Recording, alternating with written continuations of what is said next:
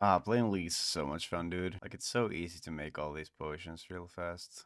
I enjoyed the hell out of this, I'm not gonna lie. This is the best ever. Wait. Wait, why isn't my production project working? And speaking of that, did I bank my banker's note? The hell? Do I have a banker's note here anywhere? No? That is just super strange. Wait a minute. Wait, I didn't have this. What? What? What the hell am I doing? And I just realized. I'm in Kandarin? With a with a pretty decent melee setup. What's going on here? Oh, yeah, this isn't leagues. This would be the main game, and I'm currently making prayer potions so that I can continue my Hydra grind and try to maybe get the club before the year comes to an end. Main game, this has been the year of the Hydra in many ways, but yeah, I'm not on leagues. It's still going. It's still going for 30 days for sure. But if you bear with me, I'll tell you a little bit about my decision to not play it for the moment. And this is gonna be a bit of a different video than the one you may have expected. I mean, I'll still include it. I'll still include clips of PVM from leagues because I stated at the end of my last video that they would be included. And well, let's just give you a short little nice montage of my PVMing experiences on the Trailblazer Reloaded League.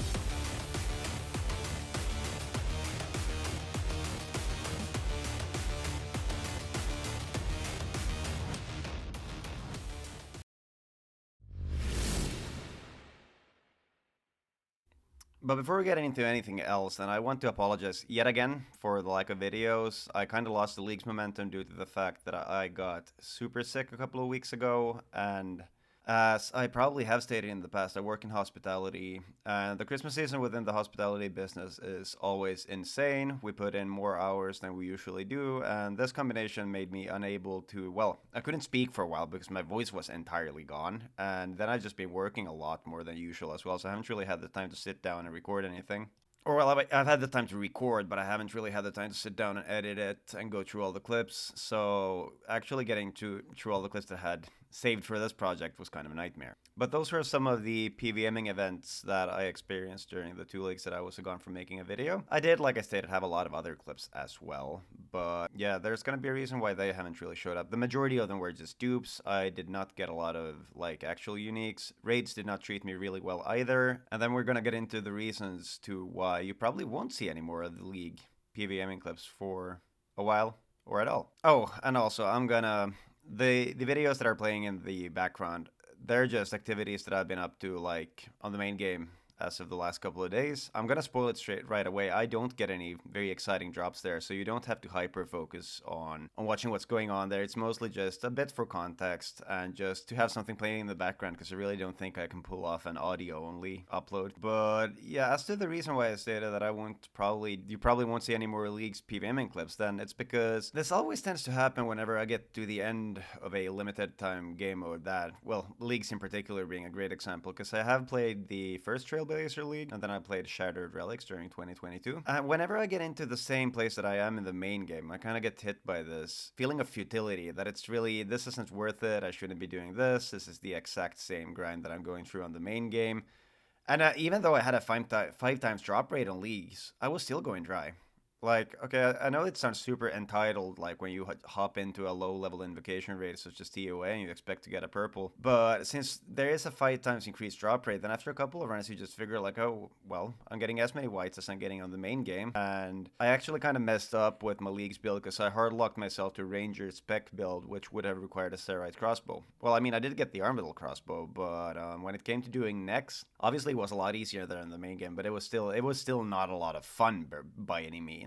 And when I'm stuck grinding those bosses and I get a lot of other drops and stuff, it just felt super like futile in general. Like if I was in the main game getting these drops, then I'd be stoked because then I could go to the GE, I could bond them up, I could sell them for money that I could bond up some other accounts, I can progress my own account, and I can do other stuff with the money that I'll describe in a little while as well. I had an exceptional example of this when I was doing a Slayer task on Leagues. I was killing Abyssal Demons. Now I would have loved to use the clips from the Slayer task itself, but I kind of deleted everything and I forgot to mark them because, like I stated before, I had too many clips. But I was killing Abyssal Demons and I was having a good time with my little overpowered guardian person following me around like a fish, only giving me a barrage even though I was ranging. And what do you know? All of a sudden I get an Abyssal Whip drop. I see the little green on the ground, and I was I was super happy about it because that's like, hey, that's an Abyssal Whip. That's 200 tasks if I equip it. Well, the task continues and another Abyssal Whip pops up. And that's kind of, I get a bit excited, like, oh my god, yes, I got 2 Abyssal Whips during the same task. And a third one shows up, a fourth one,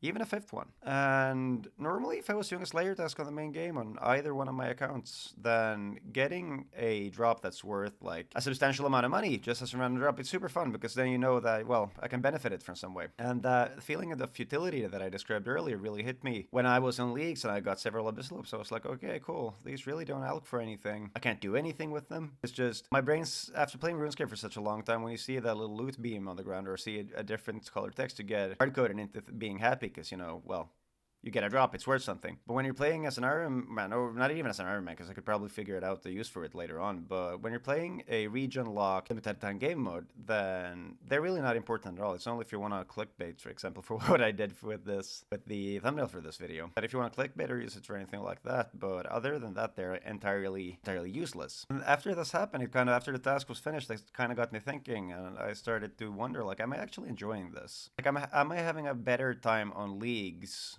so that it kind of validates me playing this mode instead of progressing my main account, as I'm doing the same stuff that I should be doing on my main account in order to get it to max like sometime before 2030. And because I also need money on the main account, then a couple of Abyssal Whips there would have been absolutely awesome. Now this kind of got me to reflect a bit more on my enjoyment of the Leagues. Now I'm gonna start off with some stuff that's kind of critical of Leagues, and I'm not only going to bash it by any means. Like if I hated my time on the Leagues, I wouldn't have been on there for non-stop for almost 2 weeks, and I had a super good time early on in the game mode. But let's just start off with a negative and finish on a positive note before I proceed on with some other stuff that I want to talk about. So yeah, surely at first it was kind of fun, when you unlocked all of your relics, you got all areas unlocked, you were speeding towards the late game build with an overpowered creature following you around. Your attack speed is faster. You have a banker's note that you can just unnote any supplies you need. You have a very powerful mean of teleportation around the game. It was fun at first, but eventually you get used to something. You get used. It's not as amazing anymore. Okay, I got a crossbow that attacks as fast as a blowpipe. Kind of after you played it with it for a couple of 10, 20, 30 hours, you get so used to it that you're not even you didn't even appreciate how fun it is. And all of a sudden, what started off as a bit of a power trip fantasy, which you can't get on the main game just because it becomes normality, and then the same goes for drop rates and stuff as well. To start off with, it's super fun when you go to some boss and you get a unique within 5 kills. But the name of the game is that you're gonna go dry somewhere, even though you have a higher chance of getting a drop. And once you start hitting those bosses where you don't get super spooned anymore, and it's kind of because it's the same feeling you get on the main game when you go dry somewhere. Only you're now doing it on a game mode where you can't use any so-called unnecessary drops to still net money. Just in general as well, I did really enjoy the start of the leagues because there's always tasks. You're completing tasks left, right, and center. So you get a pop-up, completed this, completed that. For me, the place where I was on in the main game before league started was that I felt like I wasn't getting enough dopamine hits. Essentially, I was not getting levels fast enough. We went dry on raids. I went dry on some other projects that I had as well. So my brain kind of needed the excitement of hearing someone tell you C Engineer Mike is being like, you did a good job, you leveled up, you completed a task, you completed an achievement diary. We kind of discussed this with a couple of friends in the clan chat that the dopamine hits you get in League, they're instant gratification. That's what what it boils down to essentially. You do something super hard and you get points, you get rewarded for that. Brain's happy because you feel like you completed something. It's very different from the dopamine that you get on the main game once you've been grinding something out for a considerable amount of hours. You've been at it even though you haven't been getting it rewarded. When you actually hit the drop that you're looking for, the dopamine release is so much more intense because you've actually put in an effort to get it. I will say that my brain greatly appreciates the latter more than the former. It was fun at first to non-stop complete stuff and feel happy that you achieved something. But when you get a big drop that you've been actively working for quite a while, that is so much more nicer to me. And now we're gonna get into a very, very, I think it's a common conspiracy theory, so I'm not gonna go too in depth on it. And this is only conspiracy. There are no actual facts or indications that this is something that would be happening. But that's the conspiracy theory of that a lot of the relics and items that are in leagues are items that exist in RS3. For example, the lumberjack or the the executioner's axe is essentially a death touch dart.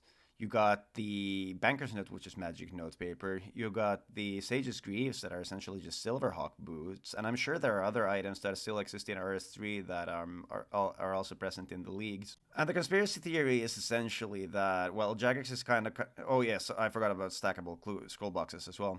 And the conspiracy theory is essentially that Jagex are kind of trying to gauge our reaction on how we'd respond to if these items at some point, in not necessarily as powerful, but to some extent would be put into OSRS. Once those OP items are in, maybe somebody up, I'm not saying the developers or even the admins or J much either, but someone up in the boardroom would be like, well, they responded well to this. What about if we try light cosmetics and all of a sudden we're back in the evolution of combat debacle without having an evolution of combat, but still getting a lot of unnecessary microtransactions and way to essentially speed up the game and get advantages with paying real money. And that's nothing. I don't believe there's any actual OSRS players that would like to see the game go down that path. I think that'd be something that actually would contribute to me going to another game or just picking up other aspirations instead. Like I said, this is only a very tinfoil hat conspiracy. This is nothing that has to be taken as actual. I think that's actually happening. So I just wanted to go out and be a bit conspiratorial for a while. And now we're going to get into the positive aspects of this league rather. And I do believe they balanced it out really nicely.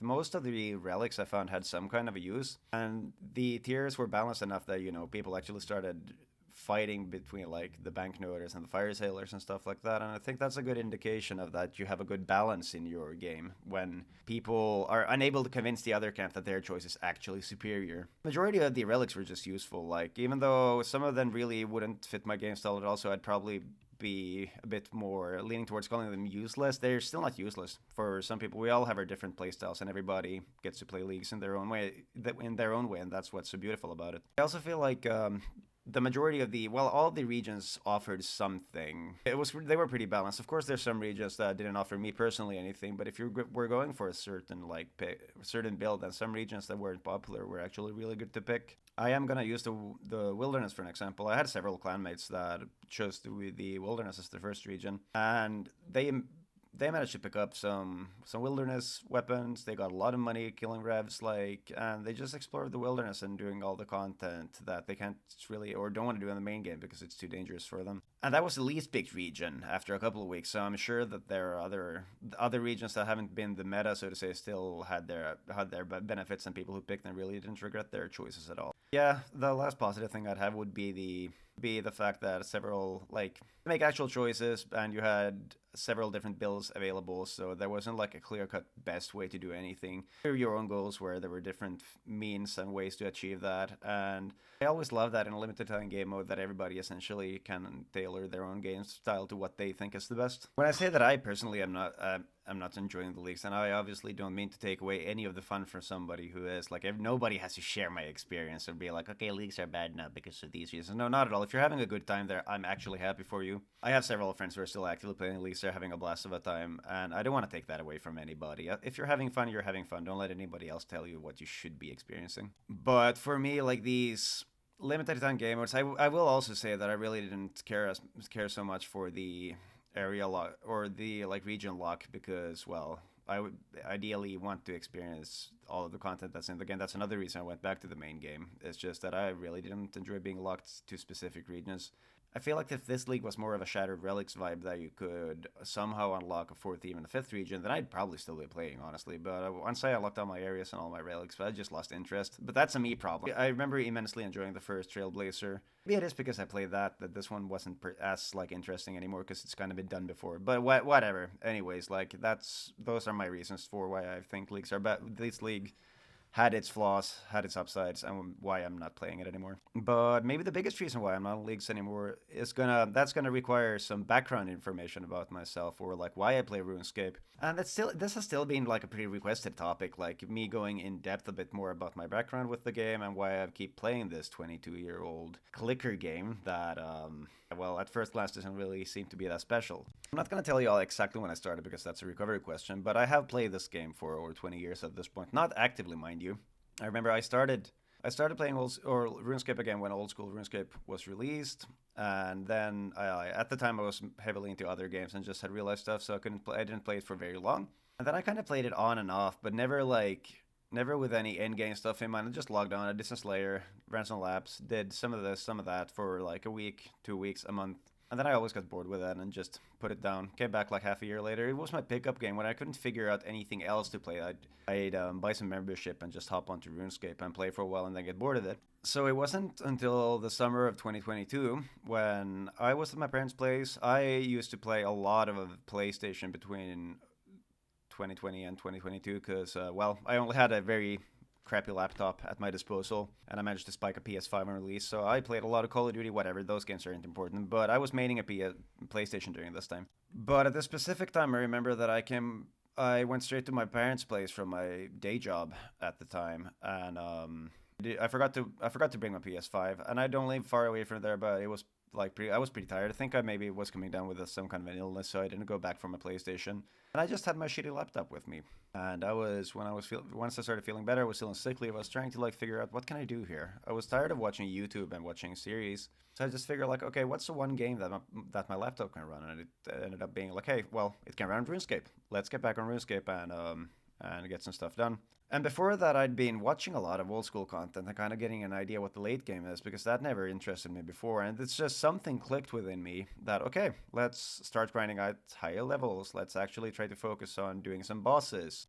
I think I'd been watching Lincoln Rarg's challenge series at that point, and Tanzer and Virtuoso, any challenge series is really, and I always envisioned the late game being so incredibly hard that I couldn't pull it off, but they managed to make it seem like it's very possible to achieve and complete on any account.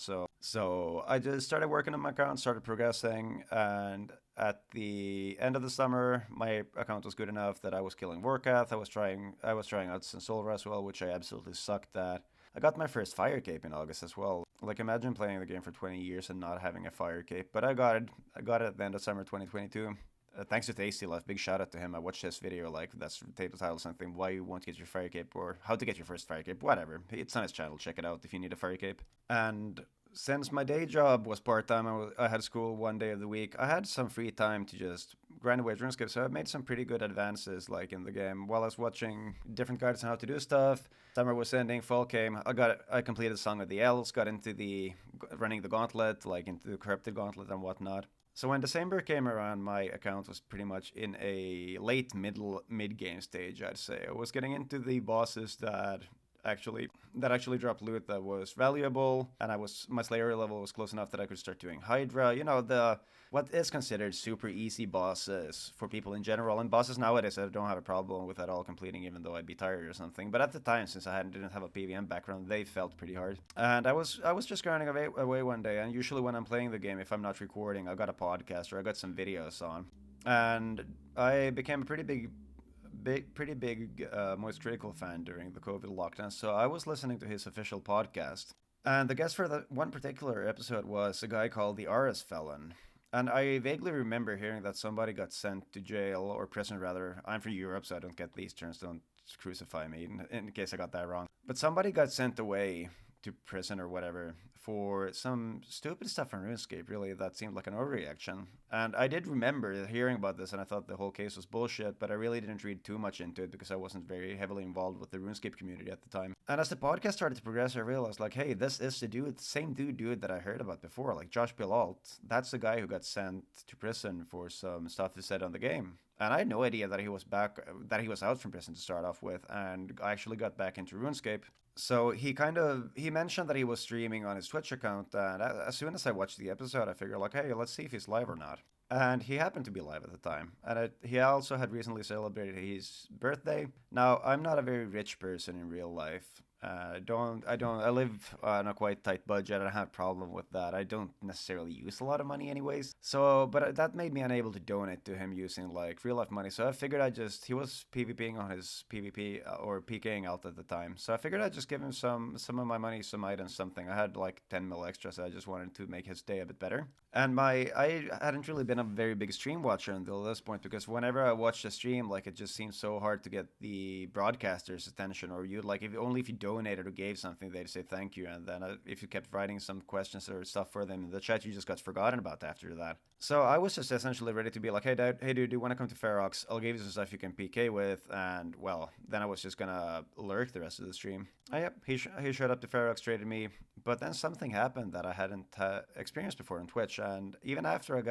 he got my donation, he just kept asking me stuff, like asking me who I was, who I am, where I was in the game, what my plans were, where I'm from, actually like trying to interact with me. And I found myself responding to that, and I asked for advice on some bosses. And not only did Josh himself chime in, but a lot of his viewers actually had like very solid advice and opinions on how to do stuff, and like how to do certain bosses in an easier, more efficient, not necessarily more efficient, but a way that was easier for me.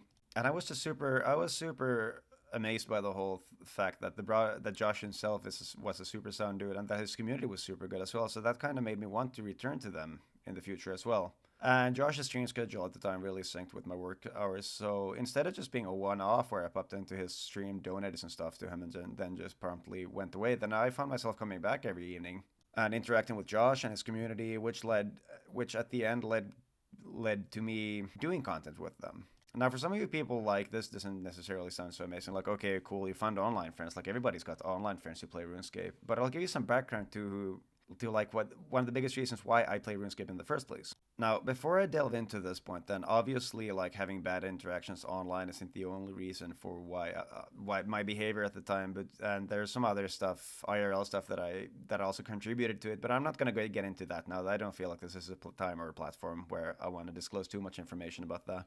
But anyways, like the majority of interactions I've had with people outside of my friend group whenever I played some online game. At first it was World of Warcraft, and then it was Counter Strike, different MOBAs like Heroes of New Earth, League of Legends, was incredibly negative. Like whenever I tried to raid in World of Warcraft, I was mostly a PvPer with a set group of friends. Whenever I tried to raid with randos, I messed up. They got mad, started to flame me. Same thing happened in League of Legends. Any MOBA, I'm utter crap at them. So people would get pissed when I started feeding. In Counter-Strike as well, when I was starting out, like very few people would actively try to encourage me or tell me how to improve. They just tell me to do horrible stuff to myself in real life. So I found myself not wanting to interact with anybody online. So I picked that's another reason to why I picked up RuneScape, because everything is soloable essentially. Like I'd set a goal that at the end of 2023 I want to be able to solo all of the late game raids, just because I really didn't want to interact with anybody. I wasn't in RuneScape in order to get friends or anything. I was just in there to max my account, get money, do stuff with it, you know. But I was never looking for a community. I was never looking for anyone outside of the people that I knew from my real life that were playing. I didn't want to interact with anybody else. But this was just about half a year after the Tombs of Masked were released, and I was talking that a friend of mine had taught me how to raid it, but I was having trouble soloing it. And some people just told me, "Hey, want to do a learner raid? We'll hit you up. We'll show you how to do it." And I decided, well, in my general attitude towards stuff in life is that you can't criticize something before you've experienced it at least once, preferably twice. So I just figured, okay, sure, I'll hop into a VC with all these people. I was fully prepared to, like, as soon as I start getting flamed for messing up, then I'm gonna hop out of the voice chat. I'm gonna delete my Discord account. I'm gonna triple name change in RuneScape, and I'm gonna delete my Twitch account. I'm just gonna be gone entirely, and then that'll reaffirm my stance on why I don't want to interact with people online. Because, well, people inherently under the disguise or veil of anonymity suck. But obviously that didn't happen. No, I had a massive surprise that even though I kept messing up and killing people within the raid, that nobody cared. Like they were super chill about it. Just told me how to avoid doing certain stuff in a very friendly way, in a very constructive way, and we even like shared a lot of laughs and stuff. And I found everybody to be super pleasant. Like the way they conveyed information in such a constructive way really made me feel happy and made me motivated to go on more like PvMing trips with them, which also ended up happening. And not only did like I get involved with anyone during a PVM setting, but also in a social setting, going to help people complete quests. I gave some people some money. I donated Josh some GP as well so we could have a giveaway. And I just found myself becoming a part of the community, like even to the point where another member of the community who hosted a bingo, like told me like, hey, do you want to join this bingo? It's a lot of my friends. It's not entirely random people who are going to join. And that essentially, if you guys listening, watching this, don't know what a bingo is within old school RuneScape, then it's essentially like you try to get certain drops as soon as possible from bosses, and you're usually matched up or grouped with people who don't know. The majority of bingos really like kind of rely on you getting a team that you don't know, entirely new people that you experience content with. And this still sounded like a goddamn nightmare to me, because there'd be people outside of Josh's community participating, and I was a bit hesitant to actually join. And yeah, that didn't sound like fun to me at all, but it proved to be a super good time. I met some amazing people throughout the bingo who were outside from the community that I was in, and I managed to get a lot of GP. Our team ended up winning that bingo in particular, and that's a major reason to why I have a T-bow today, why I have a pretty good set of gear, is just because if I hadn't like dared to maybe integrate myself and get welcomed with open arms by the community, I would not be at the place where I am right now. It'd probably be ways off in the future, like, or maybe never achieve that. Because honestly, I don't think I would have kept on playing RuneScape for this long if I didn't find this awesome group of people.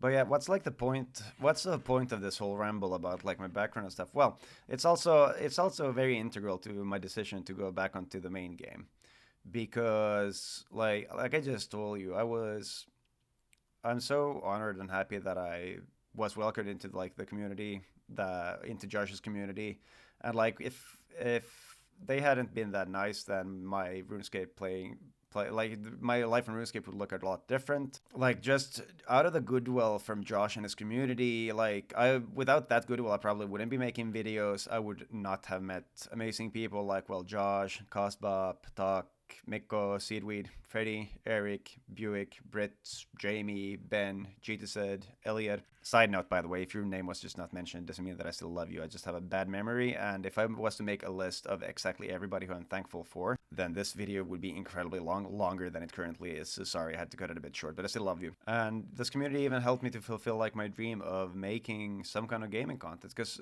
having a YouTube channel is something that I've been wanting to have ever since like 2013. But I just never actually believed enough in myself that people would be interested in watching me or thinking that I'm particularly funny. And I mentioned this to, Talk and Cosbop and in Josh's chat like maybe half a year ago. And they just were so cute about it and told me like, just give it a try, we'll support you all the way. And now I'm sitting here recording another long ass video because of the support that I've gotten from people who I do consider to be more than online acquaintances and more like veering into the actual friend status. And regarding my YouTube channel, I honestly really don't care if I never blow up or if this channel never turns into anything that's like gains money. That's not why I'm doing this. This is entirely a passion project. This is also why my uploads aren't super frequent. But I don't care if I never get over 1K views. I don't care if my videos don't get 100 views, 25, like 15, because at the end of the day, even getting 10 viewers is about 7 people more than I imagine would ever watch my videos. Well, the three people watching them would have been my dad, my brother, and my mother, who always got my back, like in every project that I involve myself in, and which I'm very thankful for. Love y'all.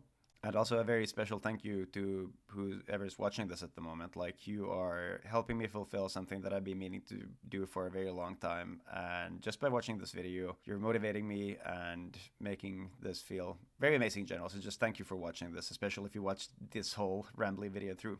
But just thanking you in a video form isn't gonna be the only thing that I plan on doing, and this is another reason why I'm back on the main game. Because I've introduced something to my main account now called a content tax, which essentially means that starting now, whenever I get a drop or a split that's worth over 10 mil, then half of that value is going to be converted into platinum tokens, and the platinum tokens are only going to be used for financing like certain content ideas that I have, and into giving back to the community as well. I'm not gonna reveal too much about my plans, but I'm trying to set something up for the end of this month, and then something for the start of next year. But I'll get more into those plans like at a later date. But now to end off the video, I have gathered up a small amount of medium caskets. Oh yeah, this is a recorded speech, by the way. I actually wrote a script for this video. But now we're gonna get back into live reaction Jester and see if we maybe could pull some rangers to the main game, since I was unable to pull those on leagues as well. So now I'm gonna throw it right back to live Jester. Yo, live Jester is here, and I'm standing, as you can see, in the winery in Hasidius, and I've gotten 40 medium caskets, so hopefully we could spike a pair of, well, ranger boots. That's what I'm looking for. And let's see, no new messages. Oh, somebody got rep. Congrats, Citizen K. And yeah, so I'm not expecting it, but it would be nice. And here is also the, let's see, where do I have it? Yep. Here's the content tax that I was talking about. Like, we've been running some 7-scale Chambers of Seric with Cosbop and some of the other people in our group. And so we managed to get an Ancestral bottom split, and then I've got a Hydra Leather as well. So as you can see, the 6th was a pretty good day. But anyways, let's get right into opening these caskets. And I'm going to try to not complain too much. I'm just going to open them up. I don't think I've gotten any new collection log slots. No, well, it would have popped up then. Spiked Manacles. Huh. I mean, it's the drop. I'm going to try to do this in a positive way and not complain too much. I just realized I'm going to get these out for High Alex. Damn, that is the boot roller up. Uh-huh. Okay. All right, I'm gonna do a little pause here and bank everything up and high Alex some of the stuff. I'll be right back.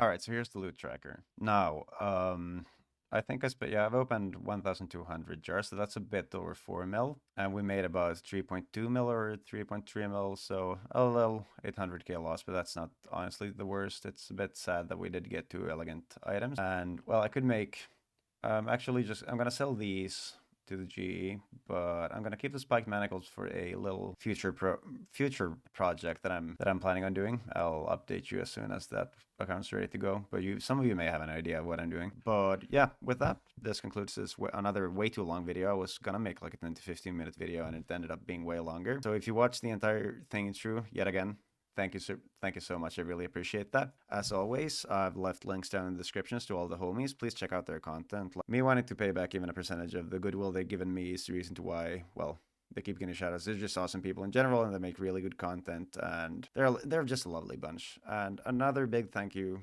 to anybody who watched this video. I hope you have an awesome day and an awesome life, and that you are having the time of your life on Leagues or on the main game if you're like me and you went back to there. And I promise that I'll record one more video before the end of this year. I would like to promise two, but I can only promise one realistically. And that, well, that's going to happen obviously within this month, as it's the 8th of December where I live. So I'll see you in a maximum of 3 weeks. Have a good one, everybody.